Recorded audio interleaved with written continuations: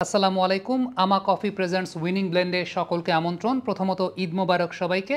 কমেন্ট্রির সময় আমি বারবার একটা কথাই বলছিলাম যে রিশাদ হোসাইনের ওই যে পার্টিকুলার ওভারটাতে 10টা রান নিয়েছেন, একটা 6 এবং একটা 4, ওইটাই ম্যাচের পার্থক্যটা আসলে মূলত গড়ে দিয়েছে। তার পেছনে কারণটা ছিল উইকেটের নেচারটা। একেবারে শুরু থেকেই কমেন্ট্রি যেহেতু করছি, প্রি ম্যাচ বিশ্লেষণ করছিলাম, উইকেটের নেচারটাই এটাই আসলে মূল কারণ। কারণ এই ধরনের উইকেটে আন্তর্জাতিক ক্রিকেট, টি-20 ক্রিকেট কতটুকু সামঞ্জস্যপূর্ণ সেটা একটা প্রশ্ন আছে। যারা ঘুম থেকে উঠে স্কোর কার্ডটা দেখে বিচলিত হয়ে যাচ্ছিলেন যে বাংলাদেশ খারাপ ব্যাটিং করছে, উইকেট ওয়াজ বিট আনপ্লেয়েবল সত্যিকারের অর্থে। তানজিম সাকিব এই উইকেটের এক্স্যাক্ট এক্সিকিউশনটা খুব ভালো মতো করেছেন। সেই তানজিম সাকিব যাকে নিয়ে সবচাইতে বেশি কথা হয়েছিল। পঞ্চম টি-20 ম্যাচের পর আমরা অনফিল্ডের পর্দায় জিম্বাবুয়ের সঙ্গে ম্যাচের কথা বলছি, যে আমরা অনফিল্ডের পর্দায় একটা ভিডিও করেছিলাম যেখানে আমরা বলেছিলাম যে তানজিম সাকিব দলে আসতে পারেন বিকজ অফ হিজ এফোর্ট। যদিও তিনি টি-20 ম্যাচ খুব বেশি খেলেন নাই, কিন্তু কিছু ব্যাপার আছে যে এফোর্টের জায়গাটা তানজিম সাকিব 100-র জায়গায় 120 এফোর্ট দেন, যেটা টিম ম্যানেজমেন্টকে অনেক বেশি মাত্রায় ইমপ্রেস করতে পারে বা টিম ম্যানেজমেন্টকে ইমপ্রেস করবে। এক্স্যাক্টলি সিলেক্টররা তানজিম সাকিবকে প্রেফার করেছেন এবং সেই জায়গাটায় যার পরিবর্তে করেছেন তার এফোর্টের কিছু ঘাটতি দেখা গিয়েছিল সাইফুদ্দিনের on particular. Definitely Saifuddin is a very good bowler, but ওই যে এফোর্টের জায়গাটা একটা অনেক বড় প্রসঙ্গের জায়গা ছিল, যেটা নিয়ে দেশে প্রচুর সমালোচনা হয়েছে। সিলেক্টরদের উপর ভরসা কেউ রাখে না। আমার কাছে মনে হয় সিলেক্টরদের উপর এই ভরসার জায়গাটা, সিলেক্টররা যে রাইট ছিলেন, তানজিম সাকিব আস্থার প্রতিদানটা দিয়েছেন। টেকনিক্যাল পয়েন্ট অফ ভিউ থেকে বিবেচনা করলে তানজিম সাকিব মুভমেন্টটা খুব ভালো মতো পেয়েছেন। খেয়াল করে দেখবেন প্রথম ওভারটা সামনে সামনে বল করেছেন, মুভমেন্ট পেয়েছেন, এরপরে লেন্থটা পিছিয়ে নিয়ে গেছেন। আরেকটা খুব চমৎকার জিনিস ছিল, ইনভেস্টমেন্টটা করেছেন।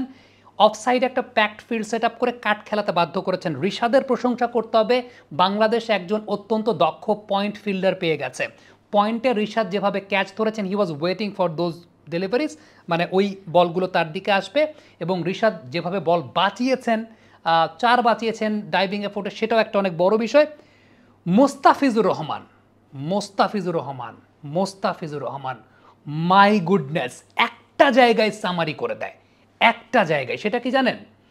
প্রথমত কমেন্টের সময় আমি একটা কথা বলছিলাম, মোস্তাফিজ যখন পাওয়ার প্লের সময় আসলেন, তিনি সিম আপ বোলিং করবেন, তিনি এই নতুন বলে রোল অফ দ্য রিস্ট করবেন না।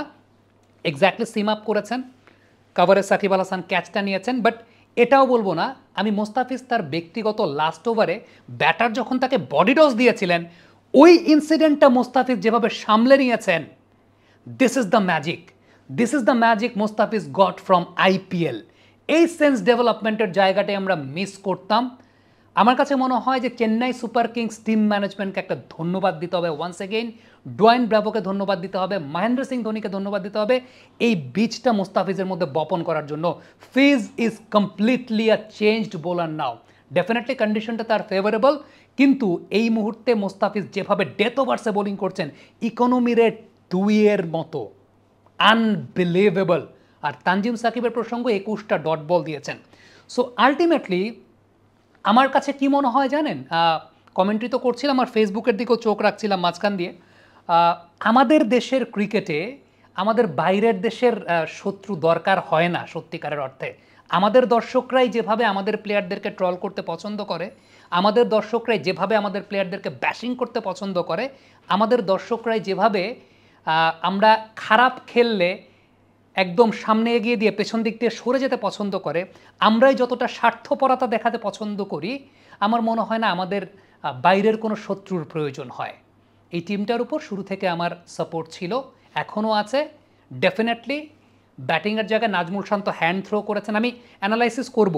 নাজমুল শান্তকে নিয়ে আপনাদের অনেক প্রশ্নের জায়গা, তো আমি ওই জায়গা বিলং করি না যে উইদাউট লজিক কাউকে আমি ধুয়ে দেব।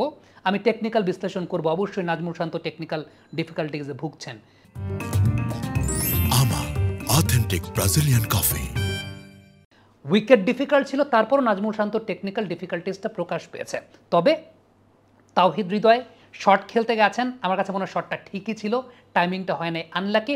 সাকিব মাহমুদুল্লাহ পার্টনারশিপে ভুল বোঝাবুঝিটা অনেক বড় একটা ফ্যাক্টর ছিল। আবারও বলবো, কমেন্ট্রির সময় বারবার বলেছি, রিশাদের ওই 10টা রান, একটা 6 একটা 4, ইট ওয়াজ দ্য টার্নিং পয়েন্ট। এটাই বাংলাদেশকে এই মোমেন্টামটা দিয়েছে। কমেন্ট বক্সে আপনাদের মন্তব্য মতামত জানতে চাই। আবারও অগ্রিম ঈদ মোবারক, অগ্রিম না ঈদ মোবারক, আমরা ঈদের দিনই আছি। এনিওয়েজ থ্যাংক ইউ আমাদের সঙ্গে থাকার জন্য। এবং একটা কথা বলি ভাই, সেটা হচ্ছে দলটা তো বাংলাদেশ, দলটা তো আপনার আমাদের সবার। দয়া করে যে ভেন্যুতে খেলা হচ্ছে ওই ভেন্যুর প্রিভিয়াস হিস্ট্রিটা দেখবেন, প্রিভিয়াস ম্যাচটা দেখবেন। ঘুম থেকে উঠে স্কোর কার্ড দেখে যখন আপনি দেখলেন যে বাংলাদেশ এরকম 5টা-6টা উইকেট পড়ে গেছে, আপনার কনটেক্সটটা বুঝতে হবে। এর আগের দিন সাউথ আফ্রিকারও তেমনই হয়েছে। ড্রপ ইন উইকেটে বাংলাদেশ ম্যাচ হেরেছে সাউথ আফ্রিকার এগেনস্টে, ড্রপ ইন উইকেটে ইন্ডিয়া পাকিস্তানও স্ট্রাগল করেছে। সো আলটিমেটলি আমার কাছে মনে হয় যে ওয়ার্ল্ড কাপে দলটা গেছে, তো দলটাকে একটু সমর্থন জানাই, দলটাকে একটু ভালোবাসি, দলটাকে একটু সাপোর্ট দেই। ব্যাট প্যাচে প্লেয়াররা আছে, তারপরে একটু সাপোর্টটা দিই। ওয়ার্ল্ড কাপে তো গেছে, নাকি আমাদের ব্যাশিং করতেই ভালো লাগে? এটাই আমাদের কাছে ভালো লাগে। ওইটাই আবার বলছি যে আমাদের বাইরের শত্রুর দরকার হয় না। আমরা নিজেরাই আসলে নিজেদেরকে যেভাবে ট্রল করতে পছন্দ করি না, খুব খারাপ লাগে দেখতে এটা। সত্যিকার অর্থে যখন ক্রিকেট দেখা শুরু করেছিলাম, ক্রিকেট খেলা শুরু করেছিলাম, আমাদের সমর্থকরা এমন ছিলেন না। Thank you very much. Comment বক্সে আপনাদের মন্তব্য মতামত জানতে চাই।